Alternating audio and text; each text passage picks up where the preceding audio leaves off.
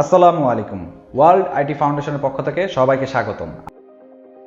আজকে আমরা শিখব কিভাবে ফটোশপের মাধ্যমে পেজ সেটআপ করা যায়। তাহলে চলুন শুরু করা যাক। সর্বপ্রথম আমাদেরকে ফটোশপের সফটওয়্যারটি ওপেন করতে হবে। ফটোশপের সফটওয়্যারটি ওপেন করার পর চলে আসব ফাইল থেকে নিউ। এরপর আমাদের এইখানে আমরা যদি একটু খেয়াল করি দেখা যাচ্ছে রিসেন্টের মধ্যে যে সকল ফাইল নিয়ে পূর্বে কাজ করা হয়েছে তার একটি হিস্ট্রি কিন্তু এখানে আমরা দেখতে পাচ্ছি। সেভড, আমরা যদি কোনো ফাইলকে সেভ করে রাখতে চাই তাহলে আমরা সেটা এখানে সেভ করে রাখতে পারবো। ফটোর মধ্যে বাই ডিফল্ট কিছু মেজারমেন্ট দেওয়া থাকে যেগুলো নিয়ে আমরা পরবর্তীতে কাজ করতে পারবো। প্রিন্টের মধ্যে আমরা প্রথম যে তিনটি মেজারমেন্ট পাচ্ছি, letter size, legal size, tabloid size, এই তিনটিকে বলা হয় ইউএস পেপার। আর A4 থেকে নিয়ে DL পর্যন্ত যে মেজারমেন্টগুলো আছে সেগুলোকে বলা হয় ইন্টারন্যাশনাল পেপার। তো কখনো যদি আমাদের এরকম মেজারমেন্ট নিয়ে কাজ করার প্রয়োজন হয় তাহলে আমরা এখান থেকে যে কোনো একটি মেজারমেন্ট নিয়ে আমরা পেজ সেটআপ করে ফেলতে পারবো। এরপর যেটা আছে আর্ট ইলাস্ট্রেশন থেকেও আমরা কিছু মেজারমেন্ট পাই যেগুলো নিয়েও পরবর্তীতে কাজ করা যাবে। ওয়েবের মধ্যেও কিছু মেজারমেন্ট আছে সেগুলো নিয়েও কাজ করতে পারবো। মোবাইলের মধ্যে কিছু মেজারমেন্ট পাওয়া যাচ্ছে আর ফিল্ম অ্যান্ড ভিডিওর মধ্যেও কিছু মেজারমেন্ট পাওয়া যাচ্ছে। তো এগুলো হচ্ছে বাই ডিফল্ট দেওয়া থাকে, যার জন্য যদি কখনো আমাদের প্রয়োজন হয় তাহলে সেগুলোকে নিয়ে আমরা কাজ করতে পারি। এরপরে আসি, আমরা এখানে লেখা আছে প্রিসেট ডিটেলসের মধ্যে আমরা যেটা সর্বপ্রথম পাচ্ছি সেটা হচ্ছে নেম। আমরা যে প্রজেক্টের কাজটা করব সেই প্রজেক্টের নাম এখানে দিয়ে কিন্তু স্টার্ট করতে পারবো। এরপর ওয়াইড আর হাইট, আমরা মোটামুটি অনেকেই জানি ওয়াইড হাইট, দৈর্ঘ্য প্রস্থ, এখানে ওয়াইড হাইট দেওয়া আছে। এরপর যেটা আছে সেগুলো হচ্ছে ফরম্যাট, এইখান থেকে আমরা কিছু ফরম্যাট পাচ্ছি, পিক্সেল, ইঞ্চি, সেন্টিমিটার, মিলিমিটার, পয়েন্ট, পিকাস। তো এইখান থেকে এতগুলো ফরম্যাট ইউজ করা হয় না, জাস্ট দুইটা ফরম্যাট ইউজ করা হয় বেশিরভাগ ক্ষেত্রেই, একটা হচ্ছে পিক্সেল আর একটি হচ্ছে ইঞ্চি। ইঞ্চিটা হচ্ছে যদি আমরা প্রিন্টিং প্রিসেটের জন্য কোনো একটা ডিজাইন করে থাকি তাহলে সেটা আমরা ইঞ্চি নিয়ে কাজ করি, আর পিক্সেলটা হচ্ছে যখন সোশ্যাল সাইটে কোনো ডিজাইন করা হয় তখন সোশ্যাল সাইটের জন্য আমরা পিক্সেল নিয়ে কাজ করি। এখানে পার্থক্য হচ্ছে পিক্সেলটা একটু ছোট হয় আকারে, ইঞ্চিটা একটু বড় হয়, দ্যাটস ওয়াই আমরা একটা সোশ্যাল সাইটে ইউজ করে থাকি, আর একটি হচ্ছে প্রিন্টিং প্রিসেটের জন্য বা প্রিন্টের জন্য আমরা ইউজ করে থাকি। এরপরে যদি আমরা আসি এখানে ওরিয়েন্টেশনের মধ্যে আমরা দুইটা অপশন পাচ্ছি, দুইটা বাটন পাচ্ছি, একটা হচ্ছে ল্যান্ডস্কেপ আর একটা হচ্ছে পোর্ট্রেট। তো এইখান থেকে আমরা যদি এটাকে ল্যান্ডস্কেপ পোর্ট্রেটে চেঞ্জ করে দিই, ফর এক্সাম্পল আমরা এখান থেকে পোর্ট্রেট করে দিলাম, ল্যান্ডস্কেপ করে দিলাম, তাহলে দেখা যাচ্ছে হোয়াইট আমাদের 11 হয়ে গেছে, হাইট কিন্তু 8.5 হয়ে গেছে। আবার যদি আমরা পোর্ট্রেট করে দিই তাহলে দেখা যাচ্ছে 8.5 উপরে চলে গেছে, 11 নিচে চলে আসছে। এরপরে এখানে যেটা আছে সেটা হচ্ছে আর্টবোর্ড থেকে আমরা যেটা করতে পারবো সেটা হচ্ছে এখান থেকে আর্টবোর্ড নিয়ে কাজ করতে পারবো, যেটা ইলাস্ট্রেটরে মূলত কাজ করা হয়।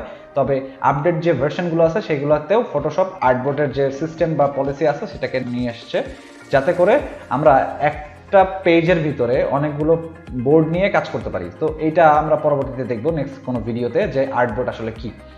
এরপর যদি আসি রেজুলেশন, আমাদের সর্বোচ্চ রেজুলেশন 300 নিয়ে কাজ করতে হয় ফটোশপ অথবা ইলাস্ট্রেটরে। আমরা 4টা রেজুলেশন নিয়ে কাজ করে থাকি, 300, 150, এরপর হচ্ছে 72, আর লাস্ট যে রেজুলেশন নিয়ে কাজ করা হয় সেটা হচ্ছে 36। আমরা 4টা রেজুলেশন নিয়ে টোটাল কাজ করি, তো 300, 150, 72 আর 36। এই 4টা রেজুলেশন কখন কোনভাবে ইউজ হয় এটা ডিপেন্ড করে এমবি সাইজের উপরে। যদি আমাদের এমবি সাইজ বেড়ে যায় তখন অনেক জায়গা আছে যে সকল জায়গাতে আমাদের এমবি সাইজের বেশি হওয়ার কারণে আমরা সেগুলোকে আপলোড করতে পারি না। আবার প্রিন্টিং সাইটে আমাদের কালির কস্টটা বেড়ে যায়, দ্যাটস ওয়াই আমরা এমবি সাইজটাকে কমিয়ে এরপর হচ্ছে আমরা পেজটাকে সেট আপ করে থাকি। তো যখন ছোট কোনো ফাইল থাকবে তখন আমরা রেজুলেশন নিব 300, যখন ফাইলটা অনেক বড় থাকবে তখন রেজুলেশন আমরা আস্তে আস্তে কমিয়ে তারপর কাজ করব। এরপর যদি আসি পিক্সেল পার ইঞ্চি আর পিক্সেল পার সেন্টিমিটার নামে দুটো অপশন আছে, আমরা এখান থেকে পিক্সেল পার ইঞ্চিতেই রাখবো, সেন্টিমিটার নেওয়ার প্রয়োজন নাই। এরপর আসি কালার মোড থেকে আমরা কিছু কালার মোড পাই, এখান থেকে bitmap, grayscale, RGB, CMYK, lab colour. এখান থেকে আমরা দুইটা কালার ইউজ করি, একটা হচ্ছে RGB আর একটা হচ্ছে CMYK। RGBটা হচ্ছে ব্রাইট কালার যেটা ইউজ করা হয় সোশ্যাল মিডিয়ার জন্য, CMYKটা হচ্ছে ডার্ক কালার যেটা ইউজ করা হয় প্রিন্টিং প্রেসেটের জন্য বা প্রিন্টিং সাইটের জন্য। CMYK এর ফুল মিনিং হচ্ছে সায়ান, ম্যাজেন্টা, ইয়েলো কি, আর RGB এর ফুল মিনিং হচ্ছে রেড, গ্রিন, ব্লু। তো রেড, গ্রিন, ব্লুটা হচ্ছে ব্রাইট কালার আর CMYKটা হচ্ছে ডার্ক কালার। এরপরে যদি আমরা আসি, এরপর হচ্ছে বিট, এখানে বিট দেওয়া আছে 8 বিট, 16 বিট, 32 বিট। এখন বিট হচ্ছে একটা পোর্শন যেটা হচ্ছে বিভিন্ন মানে 8টা ভাগে ভাগ করে দেয়, একটা পেজকে 8টা ভাগে ভাগ করবে, প্রত্যেকটা ভাগে আমাদের 300 করে রেজুলেশন বা 300 করে বক্স ক্রিয়েট করে, আর প্রত্যেকটা ভাগে 300 করে বক্স মিলে একটা পেজ রেডি হয়, যার ফলে এটার এমবির রেজুলেশনটাও বা এমবি সাইজটাও ইনক্রিজ হয়। সো আমরা সবসময় 8 বিটে কাজ করব, 16 বা 32-এ করার দরকার নাই আপাতত অবস্থায়, কারণ 16 বা 32-এ করলে আমাদের এমবি সাইজ অনেক বড় হয়ে যাবে, বা পিসির কনফিগারেশন যদি আমাদের কম থাকে তাহলে কিন্তু আমরা সেটা নিয়ে ওইভাবে কাজ করতে পারবো না। তো লাস্ট যে 8 বিট আছে আমরা 8 বিটে কাজ করব। এরপর যদি আমরা আসি এখানে অ্যাডভান্স অপশন থেকে এখানে যেটা আছে কালার প্রোফাইল আর হচ্ছে পিক্সেল এক্সপেক্ট রেশিও, এখানে যা আছে তাই থাকবে, এইটা চেঞ্জের প্রয়োজন নাই।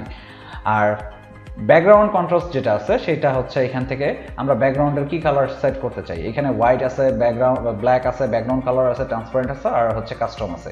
আমরা যদি হোয়াইট দিয়ে এখান থেকে করে দিই ক্রিয়েট, তাহলে কিন্তু আমাদের যে পেজ যেটা আছে সেটা কিন্তু হোয়াইট এখানে চলে আসবে।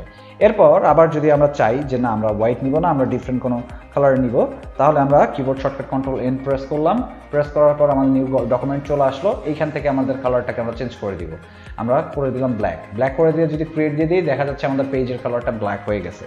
এরপর যদি আবার এগেইন আমরা কন্ট্রোল এন প্রেস করি, প্রেস করার পর এখান থেকে আমরা দিয়ে দিলাম ট্রান্সপারেন্ট দিয়ে যদি আমরা এখান থেকে ক্রিয়েট দিই দেখা যাচ্ছে শুধুমাত্র একটা পেজ আছে, এইটার উপরে কোনো কালার নাই। এখন আমরা আসি যে ব্যাকগ্রাউন্ড কালার কাকে বলে। ব্যাকগ্রাউন্ড কালারটা হচ্ছে এইখানে যদি আমরা একটু খেয়াল করি, উপরে একটা কালার দেওয়া আছে, নিচে আরেকটা কালার দেওয়া আছে। উপরের যে কালারটা দেওয়া আছে সেটাকে বলা হয় ফরগ্রাউন্ড কালার, আর নিচে যেটা দেওয়া আছে সেটাকে বলা হয় ব্যাকগ্রাউন্ড কালার।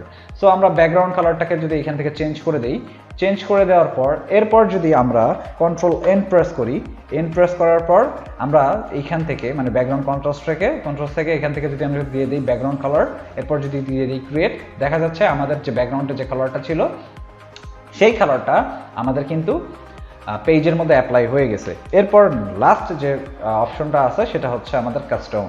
সো আমরা এখান থেকে কাস্টম নিয়ে যে কোনো একটা কালারকে সিলেকশন করলাম, করার পর এখান থেকে যদি আমরা ওকে করে ক্রিয়েট দিয়ে দিই তাহলে দেখা যাচ্ছে যে কাস্টম যে কালারটা আমরা নিয়েছি সেটাও অ্যাপ্লাই হয়ে গেছে। সো এই হচ্ছে পেজ সেটআপ, যেটা আমরা খুব ইজিভাবে করতে পারি। পেজ সেটআপ করার জন্য আমাদের আহামরি কোনো ঝামেলার প্রয়োজন হয় না। নর্মালি আমরা কন্ট্রোল এন প্রেস করে বা ফটোশপ ওপেন করার পর এই প্রসেসটা মেনটেন করে সুন্দরভাবে যে কোনো পেজকে সেট আপ করতে পারবো। যদি আমাদের ওয়াইড আর হাইট চেঞ্জের প্রয়োজন হয় তাহলে আমরা সেটা নিয়ে নিতে পারবো। আশা করি সকলে বুঝতে পারছেন যে কিভাবে পেজ সেট আপ করতে হবে। ধন্যবাদ সকলকে, পরবর্তী ভিডিও দেখার আমন্ত্রণ রইল। সেই পর্যন্ত আল্লাহ সকলকে সুস্থ রাখুক। আসসালামু আলাইকুম।